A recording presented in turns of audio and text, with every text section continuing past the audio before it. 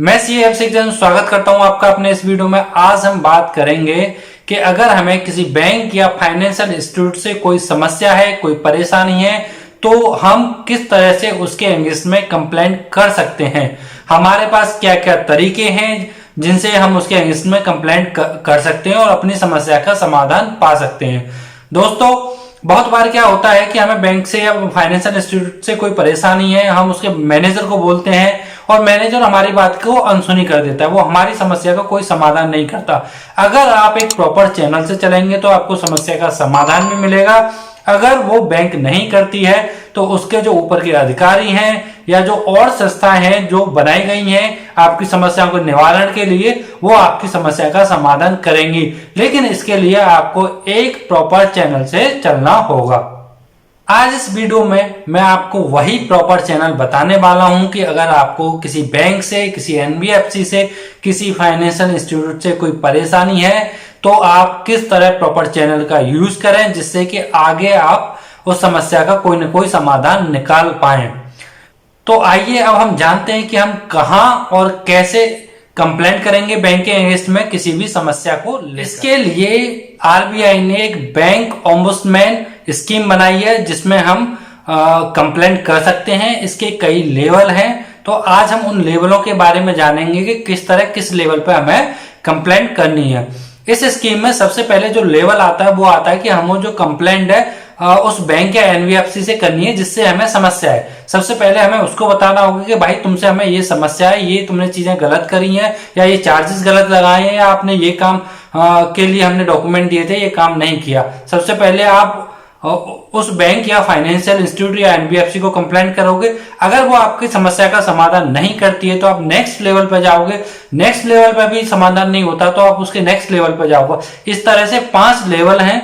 आज हम इन 5 लेवल के बारे में विस्तार से चर्चा करेंगे। सबसे पहले हम लेवल 1 की बात करते हैं। लेवल 1 में हमें उस बैंक को शिकायत करनी होगी जिससे हमें समस्या है, जिससे हमें शिकायत है। उस बैंक को हम रिटन में एक शिकायत देंगे कि भाई आपसे हमें ये शिकायत। अगर आप ऐसा नहीं करोगे तो आरबीआई भी आपकी शिकायत को एंटरटेन नहीं करेगी। अब हम बैंक में शिकायत कैसे कर सकते हैं?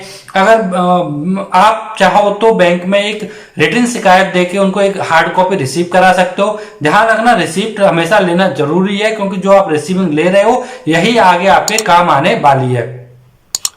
अगर आप रिटर्न में नहीं करा रहे हो तो आप उनको अपने रजिस्टर्ड मेल से, जो अकाउंट में आपका रजिस्टर्ड मेल है या बैंक में जो आपका रजिस्टर्ड मेल है उससे उनके मेल पर भी आप शिकायत कर सकते हो। अगर आप वो भी नहीं करते तो उनके कस्टमर केयर नंबर पर आप शिकायत कर सकते हो। ध्यान रहे कि यहाँ भी कस्टमर केयर से आपको कंप्लेंट नंबर लेना बहुत जरूरी है। बिना कंप्लेंट नंबर के आप कुछ नहीं कर सकते। आपने बैंक में शिकायत कर दी, अब या तो आपको कोई जवाब नहीं मिलता जो आपने शिकायत करी है उसके, या जवाब मिलता है तो आप उससे संतुष्ट नहीं हो। अब दोनों ही कंडीशन में आप क्या करेंगे कि अब आप इससे ऊपर जो अथॉरिटी है, जो सेकंड लेवल है कंप्लेंट करने का, आप उसके पास जाएंगे और उससे शिकायत करेंगे।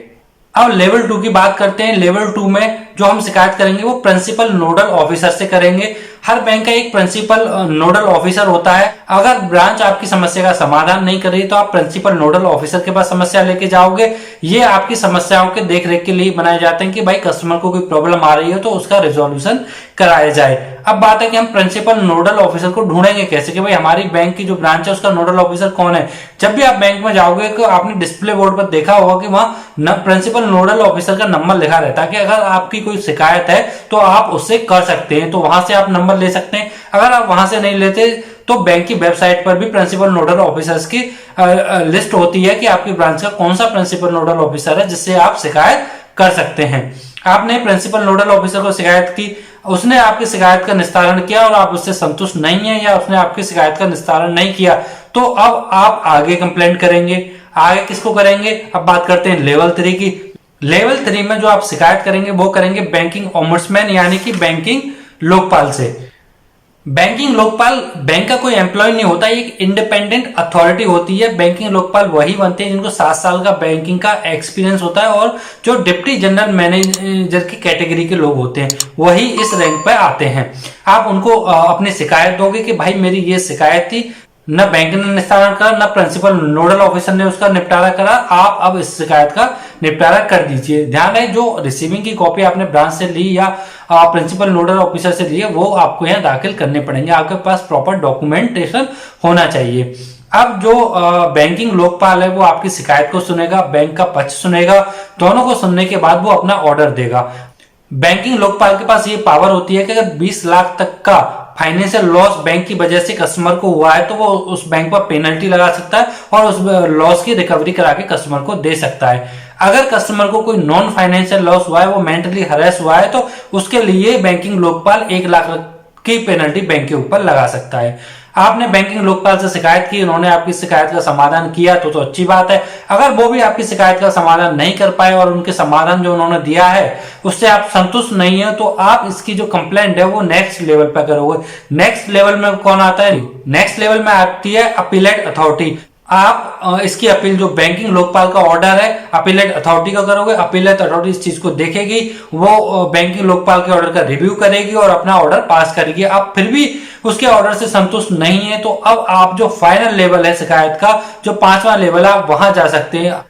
अब आप इसकी शिकायत करोगे CEP सेल में, consumer education and protection cell. ये RBI के द्वारा बनाया गया है। ये RBI के हर रीजनल ऑफिस में होता है। CP सेल RBI के हर रीजनल ऑफिस में आपको मिलेगा। CEP सेल में आप किसी भी RBI के डिपार्टमेंट का जिससे आपको समस्या है उसका कंप्लेंट यहाँ कर सकते हो। यहाँ जब आप कंप्लेंट करोगे तो आपको उस डिपार्टमेंट का नाम और पता देना होगा जिसके अगेंस्ट में आप कंप्लेंट कर रहे हैं। आपको फैक्ट देने होंगे CEP सेल को, जिन फैक्टों के आधार पर आप इनकी शिकायत कर रहे हो। CEP सेल में बहुत सारे डॉक्यूमेंट्स जो आपके पास फैक्ट्स के हैं वो आपको अपलोड करने होंगे। CEP सेल आपका जो भी विवाद है, जो भी आपकी समस्या है, जो भी आपकी परेशानी है, उसका समाधान करेंगे। यहाँ मैंने जितने CEP सेल हैं उनकी एक लिस्ट का लिंक आपको दिया हुआ है जिसको आप डिस्क्रिप्शन में देख सकते हैं। RBI के किन किन ऑफिस में CEP सेल है, आप अगर आपको कोई समस्या है तो वहां आप कांटेक्ट कर सकते हैं। उम्मीद करता हूं कि आपकी समझ में आया हो कि बैंकिंग सिस्टम से हमें कोई परेशानी है, कोई दिक्कत है, कोई समस्या है तो किस तरह उसका हम समाधान पा सकते हैं। कहाँ कहाँ हमको कंप्लेंट करनी है, क्या क्या लेवल है, पहले किसको करना है, फिर किसको करना है, उसके बाद लास्ट में जाके कंप्लेंट आपकी कहाँ तक जाएगी। तो ये सब मैंने आपको इस वीडियो में बताया। उम्मीद करता हूँ आपको ये वीडियो अच्छी लगी होगी। वीडियो देखने के लिए आपका बहुत बहुत धन्यवाद।